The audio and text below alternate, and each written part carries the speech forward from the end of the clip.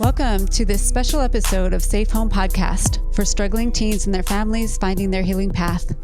I am Beth Syverson, a mom of a 17-year-old son, Joey, who has been dealing with drug addiction, depression, anxiety, and suicidal ideation for several years. I am walking beside him as he struggles with his recovery while I work on my own personal growth and healing. And I am Mabie, Beth's wife and Joey's other mom. Beth is usually the one talking with Joey on these episodes, but you can hear my story on episode 4 about nicotine. The three of us have been through many highs and lows, and we are committed to supporting each other no matter what. We want to make sure everyone knows that this podcast is not glorifying or endorsing illegal activity or substance use. This podcast is for educational, prevention, mitigation, and harm reduction purposes. So, Jan and I wanted to get on the podcast tonight. You might notice we are missing a key player in this situation tonight. Joey has relapsed and he's gone back to his dad's.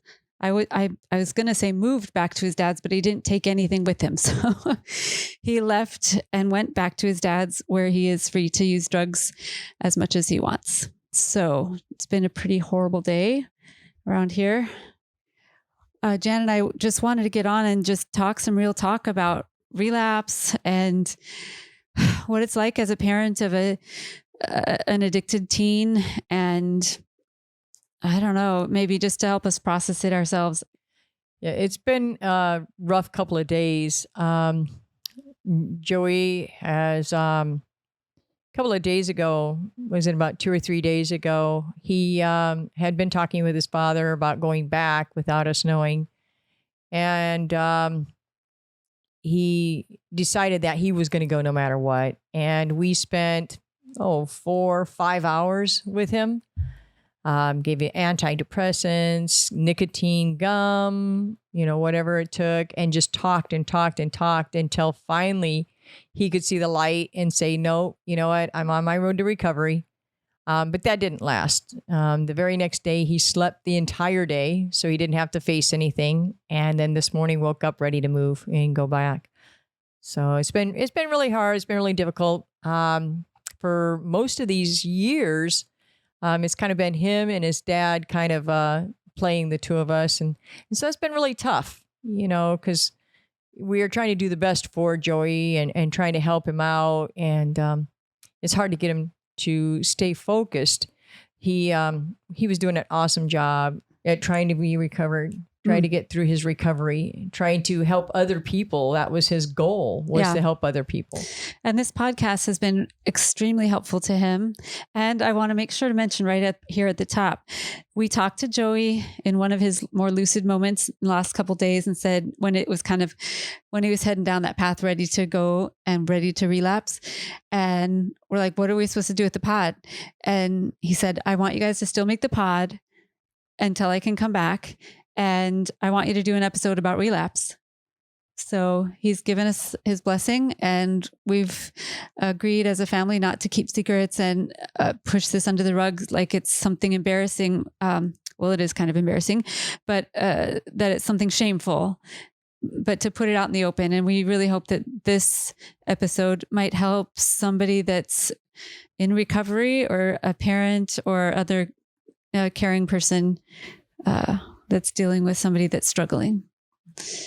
Yes, it's very hard. Hard enough to try to recover from the different substances that you're using, but when you're still trying to keep the same friends that you were using with, or anybody around you, it's hard to move on because they kind of linger. Their voices in the back of your head, and it was a bit much for Joey to fight that. Yeah, because just a little bit of background, we've alluded to it. His dad lives about 30 miles away, and we've shared custody with him since Joey was 5. And it's pretty much been a nightmare the whole time. But when Joey became a teenager, his dad actively bought and gave Joey drugs, whatever Joey asked for, and would give him money, would, give him whatever he wanted, and allowed him to use drugs in his house and alcohol and anything. So that's why I went a month ago, shortly after we started this podcast, he moved home with us, and things were much better because he didn't have all those memories and friends right nearby. It's 30 miles, so it's far enough away where it's like, feels like a whole different place, a different setup. So we thought we had it together, but it didn't last. But,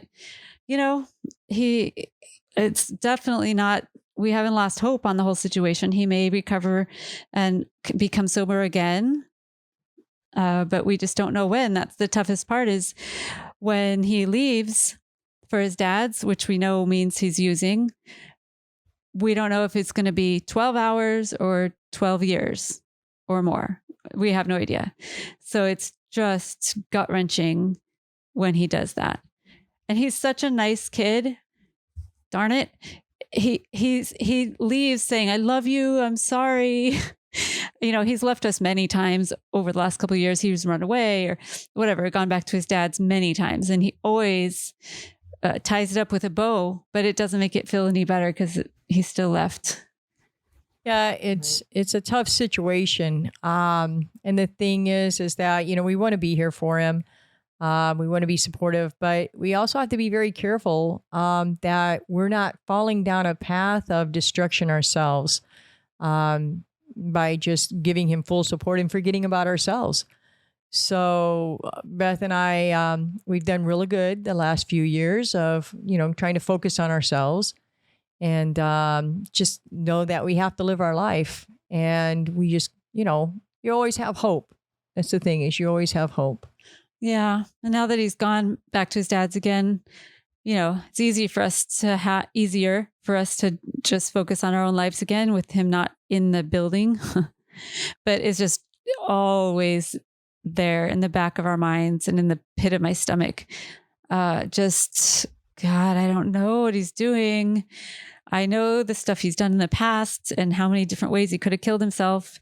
And I don't know how this story is going to end. It's pretty terrifying. The hard thing that we've kind of lived with is that Joey's dad tries to hold it against us that we want to help Joey become sober and clean and live a normal life. And he will hide things from us. So all of a sudden we'll get a message that you owe me half the money because Joey was in the emergency room. Not Joey is. No, he was. He's already left the emergency room, from overdosing. And so it's really tough because we never know. Are we going to get a phone call? Or are we not going to get a phone call? How are we going to know what's happening with Joey if Joey's not the one that's reaching out to us? Yeah, his dad is definitely not a co-parent at all. And yeah, I'm worried that I just won't find out. I'm worried that I will find out if Joey's dead somewhere. I mean, that's a terrifying nightmare that recurs all the time. But we also just, Jesus, what if Jim doesn't even tell us? And that's not beyond the realm of possibilities with him. It's just really, really sad. Yeah. Yeah. It's tough when he's down there because there's no contact unless Joey reaches out to us. So now I'm hoping it may not happen for a while because Joey's going to feel probably guilty and feel bad about the choice he made, which he knew going into it that it was not a great choice. Like his conscious mind knows, but his addiction is just so pulling him. So it's kind of interesting. He has so much insight that he can tell you exactly why he's relapsing, exactly, what he's hoping to get out of it. But he just can't stop it yet.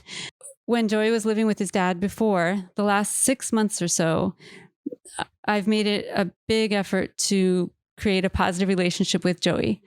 You might have heard our episode on our life coaches podcast. Heather Ross is our life coach, and her podcast is called Living with Addiction. And we talked about that a little bit on that podcast, is that more important than his sobriety is our relationship. And we're going to have to remember that in the next couple of days when we're just so disappointed about his sobriety. But that before, when he was super bad using drugs, I would try to go down there once a week and take him out for a meal or something. Jan would come sometimes, but I would just take him, get him some food. Sometimes it would last 20 minutes, sometimes 2 hours, and just let him know that I'm here. I love him, and so maybe we'll go back to doing that again. I'm not sure. We'll see. If he reaches out to us, I don't know. There were times when he would reach out and he would be so wasted that he wasn't even sure he went with you. Yeah, he was super wasted. Well, that was sort of I shouldn't have gone, because I had this, I always would call him and confirm with him before I drove over to his house, and he didn't reply. And I was like, oh, dang it. I hope he's okay. And then I start, my mind races. Oh God, he's dead somewhere. That's why he's not answering. Well, no, he just didn't answer because he was using and it was completely lost. So I went to his dad's house anyway, knocked on the door, and Joey opened the door, and he and his friends were there, and they were not in great shape. I ended up taking him out to dinner, and Joey he just could not put a thought together. He was really not in a good place at all. I dropped them off. I just fed them, dropped them back off right away. And then the next day, Joey didn't even remember that I got him, that I picked him up. It was really, it was really sad, because oddly enough, we had some deep conversations about his use, about his substance use, and about the whys and the pain. And he was really, even though he was inebriated, he really had some really great insight. If insight could win the game, I mean, he would have won it a long time ago. He knows exactly what he's doing. He knows exactly why. Oh, and one of the contributing factors this time is his birthday's coming up in about a month and a half. His 18th birthday, which kind of has extra import. But I don't know if you've ever thought about it, but adopted people tend to hate their birthdays. I mean, if you're, think about it, if your birth was not a celebration on the very first day, why would it be a celebration every year? So Joey often gets kind of discombobulated around this time of year, and add to it the 18th birthday, and you're supposed to be an adult when you're 18, or supposed to be responsible for yourself, and he's not ready at all for that. And his dad has told him numerous times when he turns 18, he's being kicked out. He has to be on his own. He has to get a job. And we didn't push that. We would rather him recover first, and find out what life is all about. He still doesn't know how to live life. He's so busy relying on everyone else to take care of him, because he has always been taken care of. Yeah. Well, and when he started using drugs, I don't know, 13 or 13, his emotional development stopped. So he's really like a 12-year-old still. He's so not ready for adult life. But we had created this space for him, saying, hey, it's your recovery space. We want you to recover. Do whatever things you need to do to help you recover. So we got music back on board, we got baseball back on board. His really great therapist is with him. And, all the things, all the nurturing, and all the our animals that he loves so much, all of that, we just got him whatever we could to help him heal without any stress about, you have to be here and there and work and, make us money and, help support the family. And so none of that. So, but now he's back at his dad's, and his dad will threaten to kick him out at 18, but I doubt he will, because they're pretty enmeshed. Yeah. But it's just hovering over his head. So the next couple of weeks are going to be pretty chaotic, I'm afraid. Yeah. Yeah. It's been a pretty tough road for Joey. He was doing really, really well when he first got here. He had his mind really set, on the recovery road, and he did really well at first. And it's really kind of sad. Yeah. Yeah. I don't know if you've listened all the way from the first episode, as of this taping, we've released 5 episodes. And if you listen to them, every episode, he gets clearer and clearer and clearer because the cannabis was leaving his body. It takes a month for cannabis to get out. And, his mind was getting clearer. He was getting healing. He was, his mental health was getting better. And then we are sad to say his dad brought him drugs when he went out to dinner with him. So we let his dad come up here to take him out for dinner. In the past, Joey would have wanted to go down to his house to take him out for dinner. But no, he said, no, you have to come up here, stay close. But somewhere along there, he passed Joey some substances because we found some in his room. And we also had been kind of suspicious the last week or so, like, God, he's not acting normal. So we sort of feel... I think, what was it, Sunday, when his dad was supposed to come up and take him out for dinner after the baseball. Yeah. And instead of taking him to dinner, they just drove straight from here directly to his dad's house, directly to the drugs. Yeah. And on the way there, he said, Mom, I'm sorry. I'm going with my dad. Yeah. Before he left, he kind of ran back and forth between you and I, and he must have hugged me and kissed me and told me I love you 10 times while his dad was sitting in the driveway. Yeah, he knew. And it was kind of odd. It was like, yeah, I love you. I love you. I love you. It was like, okay. So you kind of knew something was going on, but you hoped that he was strong. And it's tough. It's really tough. If you got a parent that is kind of leading you down that path or trying to get you back to their house. And making it so easy. It's tough. It's like it's a no-win situation for him. And I really feel sorry for him. But, it's his life and he does going to have to take responsibility. But, we are here for him. We want to be here for him. We want him to know that we are always cheering for him. We're his cheering section. Yeah. And, we'll be here no matter what. Through thick and thin, we'll have to discuss how things will look if he decides to become sober again. We're pretty sure that our house is not going to be the best place for him because now we know that he was using here under, right under our noses. And yeah, so that was pretty much a betrayal, but that just shows how deep his addiction is and how his enabling dad just makes everything 100 million times worse. Yeah. The thing, I know you haven't talked a lot about it because there's been a lot of issues, with his dad. We've had CPS involved and they knew what we were saying was true. They went down, they did their investigation, they knew. And then they tried to ask us if we had any proof that, Jim was buying the drugs. Of course, we don't have any kind of joint account. We have no way of proving anything. And so they had to kind of let that case close. And the next time Joey talked to a therapist, the first thing he said was, yes, my dad is buying me the drugs. Mm-hmm. And CPS just dropped it. So they've not been very supportive at all throughout Joey's life.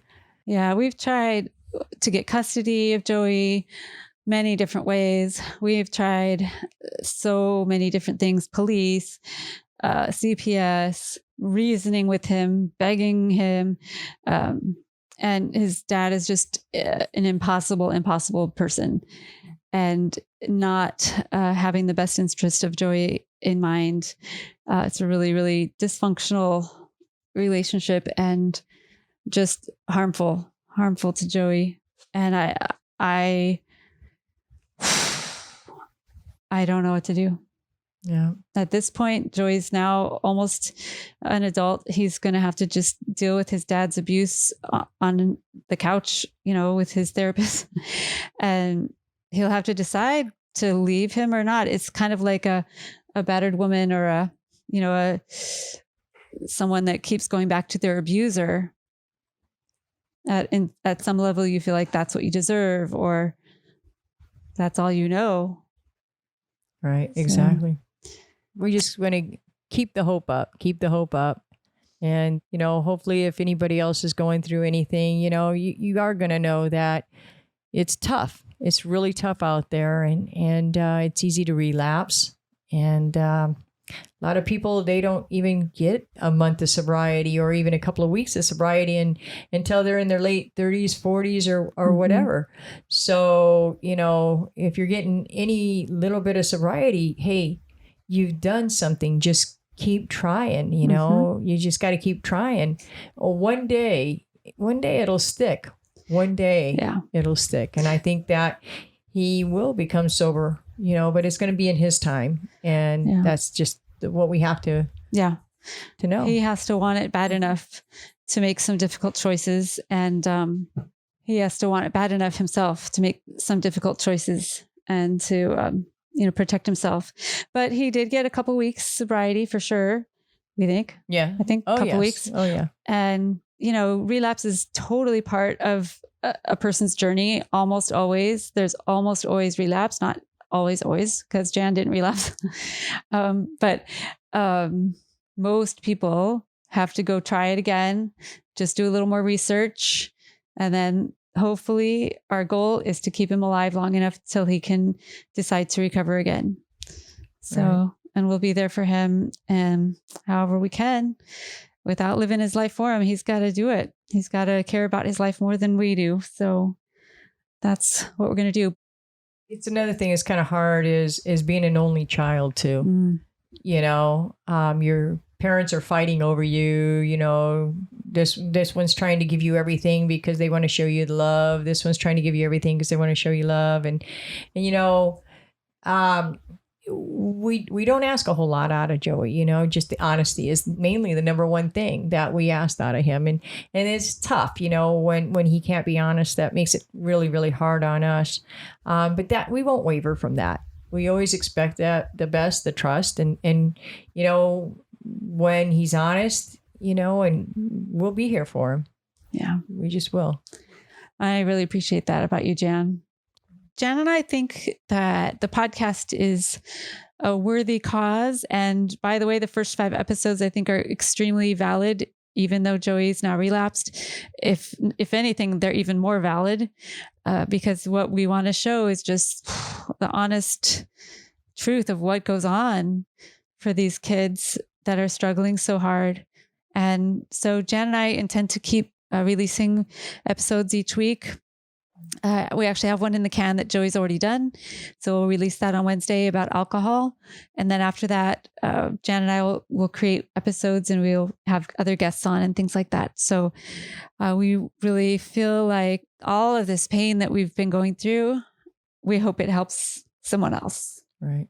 Exactly. Yeah. So look forward to us bringing on guests and talking about their struggles as well.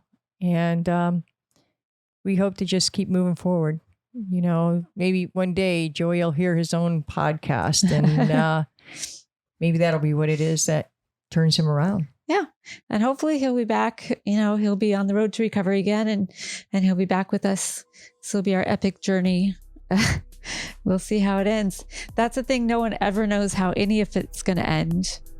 That's just how life is. All you know is right now. And right now, at least as far as we know, he's still alive. He loves us. We love him. We'll just keep going. That's right. All right. Well, thank you for listening. Thank you for your support and stay safe.